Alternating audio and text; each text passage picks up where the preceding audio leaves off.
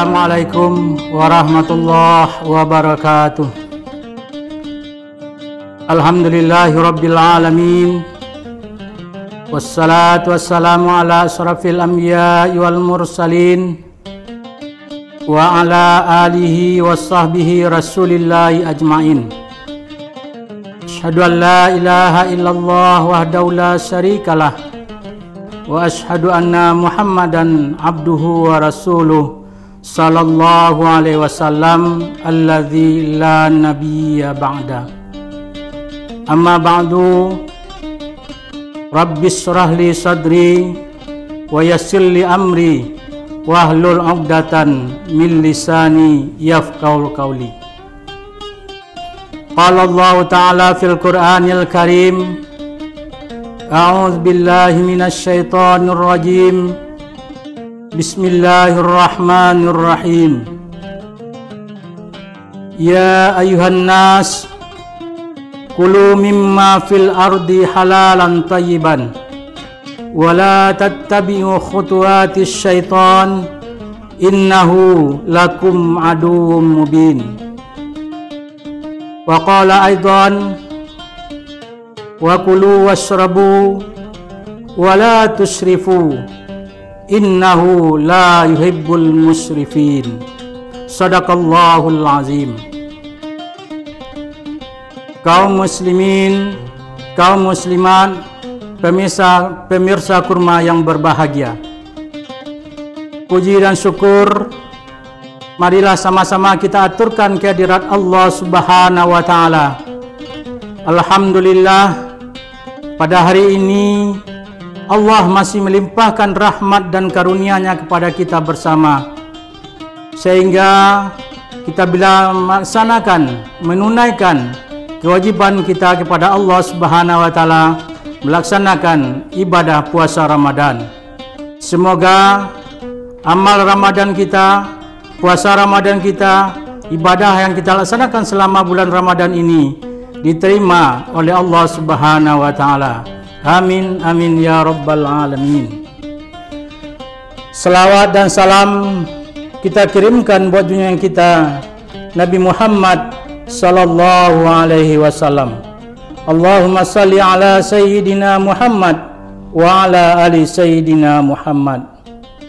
Kaum muslimin, kaum muslimat, pemirsa kurma yang berbahagia, salah satu sunnah dalam kehidupan kita ini adalah kita harus dan perlu makanan. Kita tidak akan kuat beribadah, kita tidak akan kuat menjalani kehidupan ini kalau kita tidak dapat makanan atau minuman. Allah Subhanahu wa Ta'ala di dalam Al-Quran telah mengatur, telah menjelaskan bagaimana Islam mengatur tentang makanan dan minuman ini. Allah Subhanahu wa Ta'ala telah berfirman dalam surat Al-Baqarah ayat 168, Ya ayuhan nas, kulu mimma fil ardi halalan thayyiban wa la tattabi'u khutuwatis syaitan innahu lakum aduwwum mubin. Wahai seluruh manusia, makanlah apa-apa yang ada di bumi Allah ini halalan thayyiban, halal lagi baik. Wala tattabi'u khutuwatis syaitan, janganlah kamu ikuti langkah-langkah setan, karena sesungguhnya setan itulah musuh yang nyata bagi kamu.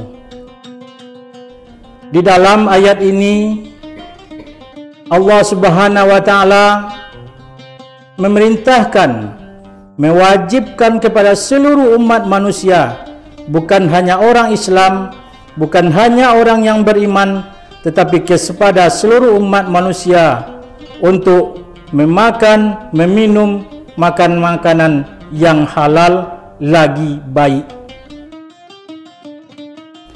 Makanan yang halal adalah makanan yang sesuai dengan ketentuan syariat Islam.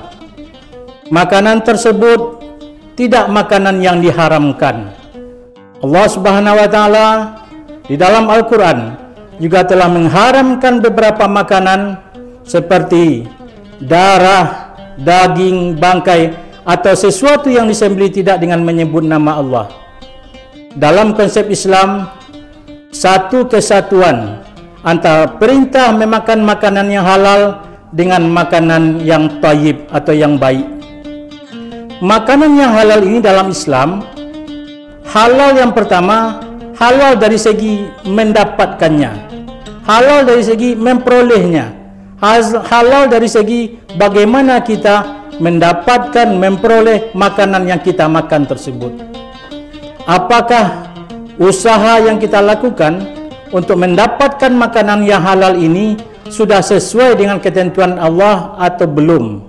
Apabila tidak sesuai dengan ketentuan Allah, maka hal itu bisa dikatakan menjadi makanan yang haram. Umpama kita memperoleh makanan itu melalui dicuri atau melakukan penipuan, apakah penipuan kepada konsumen atau penipuan kepada yang membeli barang yang kita jual, itu juga menjadi haram kita makan. Yang kedua, halal itu dalam pengertian bahwa barang atau zatnya itu betul yang harus halal. Contoh, daging. Daging itu adalah halal kita makan. Daging sapi kah? Daging ayam kah? Itu halal. Tetapi bisa jadi nanti daging itu menjadi haram apabila cara kita pertama memperolehnya tidak dengan jalan yang halal. Yang kedua, boleh jadi daging yang kita makan, baik itu daging ayam atau daging sapi, itu tidak disembelih dengan menyebut nama Allah. Ketika sesuatu yang kita makan dalam bentuk daging tadi atau ayam tadi tidak disebut dengan disembelih dengan menyebut nama Allah, maka berubah dia dan menjadi bangkai. Nah, ketika menjadi bangkai itulah berubah hukumnya menjadi haram. Bisa jadi yang kita makan itu zatnya halal, tetapi bisa berubah dia menjadi haram karena tidak disembelih dengan menyebut nama Allah Subhanahu wa taala. Yang kedua, konsep makanan di dalam Islam itu di samping yang pertama halal, halal dari segi mendapatkannya, halal dari segi zat dan cara pengolahannya. Yang kedua, sifatnya itu adalah harus thayyiban, harus baik. Sesuatu yang halal belum tentu itu baik bagi tubuh kita.